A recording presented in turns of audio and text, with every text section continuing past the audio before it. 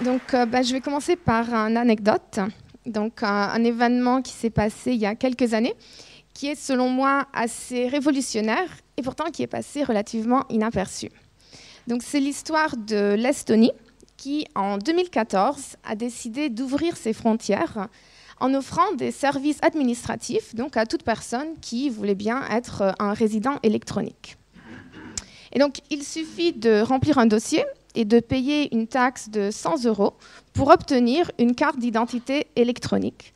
Et cette carte, elle va ensuite permettre donc de s'identifier de façon sécurisée auprès de tous les services administratifs du pays et possiblement aussi donc de notariser des documents. Et puis surtout, ça permet aussi donc d'ouvrir un compte en banque et donc de créer une entreprise qui sera domiciliée en Estonie. Et donc aujourd'hui, il y a plus de 50 000 résidents électroniques et environ 5 000 entreprises qui bénéficient de ces services indépendamment de leur localisation. Et donc ça veut dire qu'en fait aujourd'hui, l'Estonie se comporte un petit peu comme une entreprise en offrant des services de meilleure qualité qu'elle va ensuite vendre à des citoyens étrangers. Et puis demain, si d'autres pays adoptaient le même modèle de l'Estonie, alors ces États commenceraient à se faire concurrence les uns avec les autres en essayant d'attirer un maximum de citoyens et donc de collecter un maximum de taxes en offrant des services de plus en plus performants. Et donc on assiste à une forme de mercantilisation de la citoyenneté. Et on observe déjà donc certains acteurs qui essayent de se positionner sur ce nouveau marché. Donc c'est le cas par exemple de BitNation, qui est une initiative qui vise à créer un gouvernement virtuel qui s'appuie sur une blockchain afin de fournir des services administratifs aux citoyens. Donc n'importe qui peut devenir un citoyen de BitNation en ouvrant un compte sur la blockchain. Et puis ces citoyens vont donc bénéficier de certains services tels qu'une identité forgée sur la blockchain, des services de notarisation pour enregistrer les actes de naissance, les contrats et tout ça. Et puis, il y a aussi une crypto-monnaie afin d'échapper aux monnaies fiduciaires qui sont, elles, contrôlées par les États. Et donc, le but de BitNation, c'est de créer ce gouvernement virtuel avec une identité globale, avec un système monétaire qui fonctionne indépendamment de celui des États, et puis une population de personnes qui va se rattacher de façon volontaire à ce gouvernement, indépendamment de leur pays de résidence. Et donc, bien que BitNation revendique être un projet apolitique, il s'agit bel et bien d'une initiative fortement politisée qui vise justement à créer une alternative au gouvernement actuel qui sont critiqués de ne pas correctement représenter la volonté des citoyens. Et donc, aujourd'hui, les gouvernements sont face à une impasse. D'un côté, ils se font concurrencer par des initiatives issues du secteur privé, mais aussi par des États concurrents tels que l'Estonie, qui essayent de s'accaparer un maximum de leurs citoyens. Et puis, de l'autre côté, ils se font de plus en plus critiquer car ils n'arrivent pas à répondre correctement aux demandes de ces citoyens. Et donc, on distingue à ce propos 3 typologies d'acteurs qui s'efforcent de modifier ou de faire évoluer un système qu'ils considèrent insatisfaisant. Donc, tout d'abord, il y a les insiders, qui s'infiltrent au sein d'un système, qui se soumettent à ses propres règles afin d'essayer de modifier le système de l'intérieur. Donc vous les connaissez bien, ce sont les politiciens. Ensuite, il y a les outsiders qui s'opposent directement au système et qui s'organisent afin de le détruire ou de le modifier de l'extérieur. C'est le cas des Gilets jaunes ou d'autres mouvements sociaux. Et puis ensuite, il y a les beyonders, qui ignorent tout simplement un système qu'ils considèrent illégitime et qui s'efforcent plutôt de créer des systèmes alternatifs qui vont pouvoir coexister avec les modèles existants. Et c'est bien ça qu'essaye de faire BitNation, avec la création d'un État virtuel, avec son propre gouvernement, qui pourrait, il l'espère, un jour, représenter une alternative plus alléchante qui irait naturellement remplacer les gouvernements et les États existants. Mais alors, est-ce qu'on peut vraiment parler d'un État dans le cas de BitNation? Ou est-ce qu'il ne s'agit pas tout simplement d'une communauté numérique? car il manque en effet à BitNation un élément fondamental qui lui permettrait d'être qualifié comme un véritable État. D'après l'ONU, en tout cas, pour être considéré comme tel, un État doit remplir au moins 3 conditions fondamentales.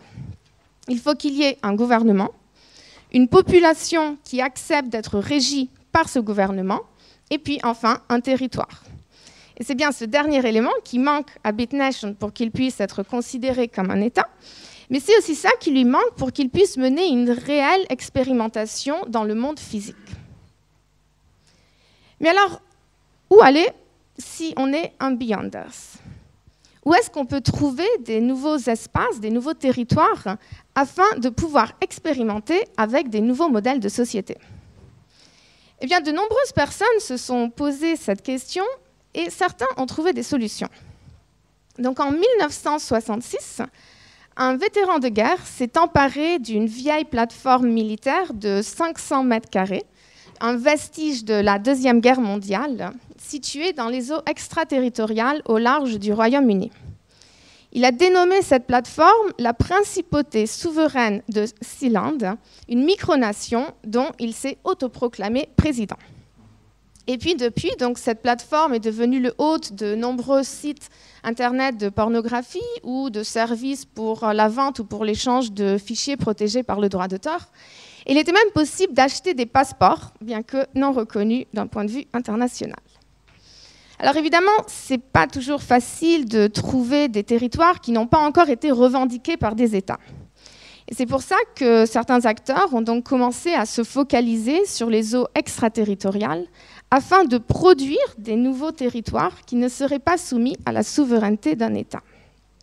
Et donc en 2008 est né le Seasteading Institute, une initiative qui a été financée à plus de 1 million de dollars par Peter Thiel et dont le but est de promouvoir la création de plateformes ou d'îles flottantes souveraines dans les eaux extraterritoriales de certains pays tels que notamment les États-Unis ou même la Polynésie française. Et cette initiative a évidemment été fortement critiquée car plutôt considérée comme une tentative de créer un refuge pour les riches qui ne veulent pas payer leurs impôts. Et puis plus récemment, en 2015, une nouvelle micronation a proclamé sa souveraineté sur un territoire de 7 km² situé entre la Serbie et la Croatie. Et donc ce territoire qui se situe auprès des eaux internationales du Channel du Danube n'avait jusqu'alors pas été revendiqué par aucun de ces deux pays. Et c'est donc ainsi qu'est née la principauté de Liberland, une nouvelle micronation dont le but est de créer une société où l'on pourrait prospérer sans loi ni impôts contraignants, avec une crypto-monnaie comme devise officielle. Donc c'est un peu comme BitNation, mais cette fois avec un vrai territoire. Alors le problème, c'est qu'aucune de ces initiatives jusqu'à présent n'a vraiment réussi à obtenir ces objectifs. Sealand a éventuellement été englobé au sein des eaux territoriales du Royaume-Uni. Aucune de ces initiatives de création d'une île flottante souveraine n'a encore vu le jour. Et puis, Liberland se trouve actuellement dans une situation assez précaire, puisque cette micronation risque de disparaître dès lors que la Serbie ou la Croatie décideraient de revendiquer ce territoire. Mais alors, si c'est si difficile de trouver de l'espace sur la Terre, alors pourquoi ne pas aller dans l'espace? Est-ce qu'on peut s'emparer de ces nouveaux territoires sur l'orbite terrestre afin de créer une nouvelle nation? Eh bien, c'est ce qu'est en train d'essayer de faire Asgardia, la première nation spatiale avec un territoire de 10 cm². C'est un nanosatellite qui a été lancé en orbite en 2016. Et donc, ce nanosatellite accueille les serveurs de la nation et gère aussi une blockchain qui permet donc de fournir une crypto-monnaie, les solars, et qui permet de notariser l'état civil des citoyens. Et puis plus tard, qui permettra aussi d'administrer les élections. Car Asgardia a aussi mis en place une constitution et un gouvernement. Il s'agit d'une monarchie constitutionnelle avec un chef d'État autoproclamé pendant 5 ans, un parlement composé de 150 députés et puis un gouvernement avec 12 ministères. Et la particularité d'Asgardia, c'est qu'il n'y a pas de parti politique. chacun se présente à titre individuellement uniquement. Et donc maintenant que le gouvernement a été mis en place, Asgardia est dans le processus de légifération afin donc de créer toutes les lois et les décrets nécessaires pour administrer la citoyenneté, pour gouverner le commerce et même le droit pénal. Alors vous pouvez l'imaginer, je n'ai pas résisté. Et donc je suis en train de rédiger un projet de loi qui vise à conférer des droits de propriété à des robots qui s'appuieraient sur l'intelligence artificielle ou sur la blockchain. Et donc l'idée, c'est d'utiliser ma recherche afin de lancer un débat, afin d'expérimenter avec des nouveaux systèmes juridiques dans ce cas, non seulement pour répondre à des problématiques existantes, mais aussi pour anticiper l'avenir et pour réduire ce fossé qui existe entre la recherche, le droit et l'innovation. Alors ça paraît peut-être fou, mais Asgardia, qui a actuellement donc une population de 1 million d'habitants, avec 200 000 résidents électroniques qui ont donc payé la taxe de 100 €, a pour ambition de capter 2% de la population mondiale d'ici quelques années. Et pourtant, si on regarde de plus près, on se rend compte que cette expérimentation est cependant un petit peu limitée. Asgardia a mis en place un système politique assez traditionnel, avec comme seule innovation l'absence de partis politiques. Et je peux vous assurer que ça pose pas mal de problèmes, puisque toute opinion politique divergente se transforme en une attaque personnelle, le tout au sein de cette monarchie constitutionnelle dont on ne comprend pas très bien le fonctionnement. Mais alors, que s'est-il passé ? Asgardia avait la possibilité de repartir de zéro avec une nouvelle page blanche. Et pourtant, l'innovation apportée par cette expérimentation est une innovation incrémentale. Les fondateurs n'ont pas su se lancer dans des nouvelles formes d'innovation radicale. Mais alors, est-ce qu'il est tout simplement impossible d'innover ? Est-ce que nous sommes tellement formatés que même avec un nouveau territoire encore vierge, nous allons simplement reproduire ce qu'on connaît déjà ? Est-ce que nous sommes alors condamnés à toujours répliquer les mêmes modèles de gouvernance ? Et aujourd'hui, face à l'impuissance des politiciens, les insiders, et face aux tentatives désespérées des outsiders, les gilets jaunes et les autres mouvements sociaux, qui malgré leurs efforts n'arrivent pas à changer le système, est-ce que les gouvernements ne devraient pas s'inspirer ou même s'emparer des techniques utilisées par les Beyonders afin de se moderniser et de mieux anticiper les demandes des citoyens? C'est une question importante car aujourd'hui, il semblerait que la modernisation des États les emmène à se rapprocher de plus en plus au fonctionnement des entreprises, comme on l'a vu avec l'Estonie. Et puis de l'autre côté, on a des entreprises qui commencent à se comporter de plus en plus comme des États. En fait, aujourd'hui, c'est peut-être eux les vrais Beyonders, bien qu'ils n'agissent pas toujours dans notre propre intérêt. Alors, vous avez peut-être déjà entendu parler de Libra. Libra a été annoncé il y a 2 semaines par Facebook. C'est une nouvelle crypto-monnaie qui sera émise et administrée par une association, un consortium en fait, composé d'entreprises telles que Mastercard, Visa, PayPal, eBay, Uber, Lyft, Spotify et j'en passe. Tous des grands opérateurs sur Internet qui ont chacun investi 10 millions de dollars afin de participer à ce consortium. Donc le lancement est prévu pour 2020 et cette crypto-monnaie permettra donc de transférer de l'argent de façon beaucoup plus facile sur la plateforme de Facebook, mais aussi d'acheter des produits ou des services en ligne, de régler des factures et même de payer des tickets de transport. L'idée, c'est que Libra va permettre donc d'envoyer de l'argent sur Internet de façon tout aussi facile que d'envoyer une photo sur un smartphone. Alors, au début, ça peut paraître comme une bonne nouvelle. Cette crypto-monnaie qui a une vocation globale s'affranchit de la valeur des différentes devises et donc en théorie, il n'y aura pas de taux de change. Et puis, puisqu'elle peut être transférée sans passer par les opérateurs financiers traditionnels, Libra offre également de nouvelles opportunités aux personnes qui sont actuellement exclues du système bancaire, notamment dans les pays en développement. Alors c'est super, mais il y a quand même un souci. Car si Libra devenait un jour une vraie monnaie souveraine, alors elle pourrait effectivement s'affranchir aussi du contrôle des États pour qui l'émission de monnaie est aujourd'hui une prérogative fondamentale. Alors, est-ce que le futur de la gouvernance, c'est le marché? Est-ce que nous allons assister à des nouvelles formes de concurrence entre des États qui se comportent comme des entreprises et des entreprises qui se comportent comme des États? Est-ce que la politique va se traduire finalement en des études de marché? Peut-être, mais peut-être pas. Car il existe aussi de vrais espaces d'expérimentation, que vous connaissez peut-être déjà, des espaces qui nous permettent d'imaginer, mais aussi d'expérimenter avec des nouveaux modèles de société, même si de façon seulement temporaire.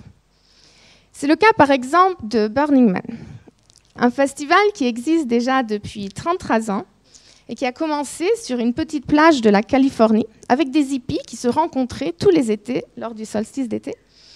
Et donc ce festival, qui avait une forte inspiration dadaïste, invitait les gens à produire des sculptures éphémères qui seraient ensuite brûlées.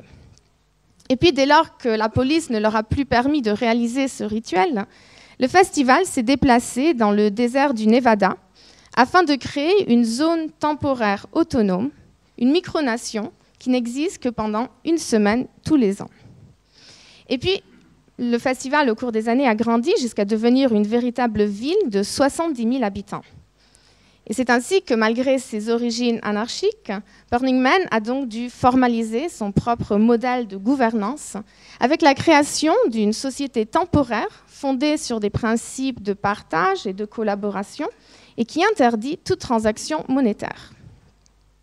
Et donc moi, lorsque j'y suis allée la première fois en 2010, j'ai rencontré toute une communauté de personnes désireuses de sortir des schémas classiques et d'expérimenter avec des nouvelles modalités de vie en commun.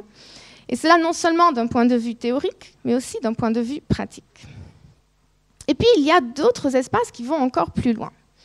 C'est le cas, par exemple, d'Ephemerisal, un festival sur la rivière de Sacramento, dont le but est de créer des zones temporaires d'expérimentation sociale, économique et politique. Les gens se regroupent afin de créer des plateformes flottantes sur cette rivière qui vont se distinguer par rapport à leurs différentes modalités de gouvernance.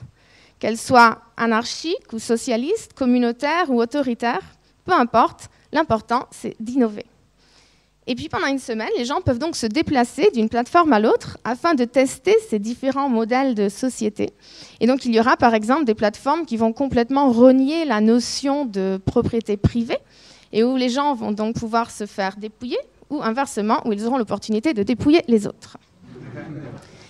Et donc ces expérimentations se développent et se multiplient dans différentes régions du monde.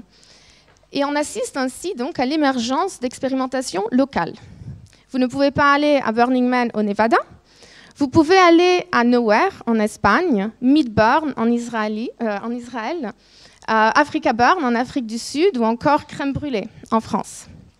Et chacun de ces événements incarne ses propres particularités en s'inspirant des expériences passées afin de développer des nouveaux modèles de société qui vont mieux s'adapter aux demandes des gens. Alors, évidemment, ça ne va pas changer le monde, mais ça peut quand même changer la mentalité des gens qui y vont, car ils ont vu et expérimenté en première personne ces nouveaux modèles de société, car ils ont goûté à l'expérience d'un monde nouveau et ils en ont ressenti les contours. Et puis, un jour, lorsqu'un nombre suffisant de personnes aura goûté à ces nouvelles réalités, alors on assistera peut-être à une révolution sociale, économique, voire même politique. Non pas une révolution par la violence, avec la création de systèmes qui se présentent en antinomie avec les systèmes existants, mais plutôt une révolution douce, lente, invisible, qui s'exprimera par une prise de conscience collective. Alors pour moi, aujourd'hui, les gouvernements sont face à un choix. Soit ils ignorent le problème, en encourageant alors l'émergence de ces initiatives issues du secteur privé, qui se proposent comme des remplacements potentiels au système existant et qui leur font donc la concurrence par l'extérieur. C'est le cas de BitNation, d'Asgardia et aujourd'hui de Facebook. Soit ils se modernisent pour faire face à cette concurrence par le privé, en se positionnant alors sur le marché de la citoyenneté en offrant des services innovants, C'est le cas de l'Estonie qui se comporte de plus en plus comme un fournisseur de services, renforçant ainsi la suprématie du marché. Soit il s'empare de ce désir de changement en créant des zones d'expérimentation, ces zones temporaires autonomes, afin d'encourager l'expérimentation avec des nouveaux modèles de société, des nouveaux modèles de gouvernance qui pourraient ensuite, un jour, être réintégrés en douceur au sein des systèmes existants. Merci.